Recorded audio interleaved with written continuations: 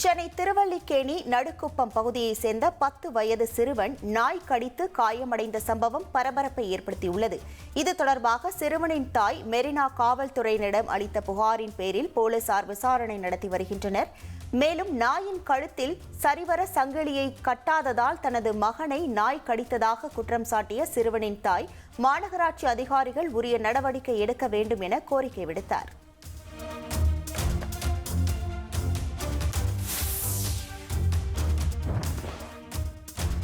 மதுரையில் உள்ள முல்லை பெரியாறு குடிநீர் குழாய் இணைப்புகளில் கசிவு ஏற்பட்டுள்ளது. இதில் பைப்லைனில் குடிநீர் விநியோக சோதனை ஓட்டத்திற்கு குழாய்களில் முறையாக இணைக்கப்படாததால் ஜெயஹிந்த்புரம், வெள்ளாபுரம் ஆகிய பகுதிகளில் சாலைகளில் பல லட்சம் லிட்டர் தண்ணீர் வீணாகி வரும் அவலநிலை நிலவி வருகிறது.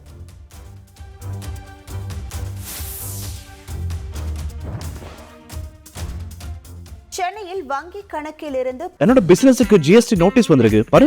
உடனே ஜிஎஸ்டி எக்ஸ்பர்ட் பேசு. உடனே எப்படி கிடைக்கும்? பாஸ் வாலா பி தி பாஸ். பணம் மாயமான விவகாரத்தில் மணி மியூல் ஆக செயல்பட்டவர் கைது செய்யப்பட்டார்.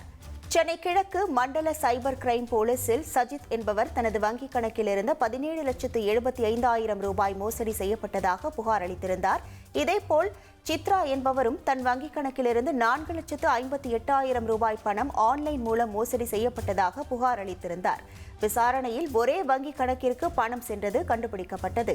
இதனைத் தொடர்ந்து அந்த வங்கிக் கணக்கிற்கு சொந்தமான விக்கிரவாண்டி அடுத்த வெள்ளையம்பட்டு பகுதியைச் சேர்ந்த கலையரசனை போலீசார் கைது செய்தனர். விசாரணையில் டீக்கடையில் பழக்கமான ஒரு நபருக்கு லோன் எடுத்து தருவதாக கலையரசன் தனது பெயரில் வங்கிக் கணக்கு தொடங்கியதாகவும் இந்த மோசடிக்கும் தனக்கும் எந்த சம்பந்தமும் இல்லை எனவும் கூறியுள்ளார். இந்த விவகாரத்தில் கலையரசனின் வங்கிக் கணக்கை மணி மியூலாக பயன்படுத்திய மர்ம நபர் குறித்து போலீசார் விசாரணை செய்து வருகின்றனர்.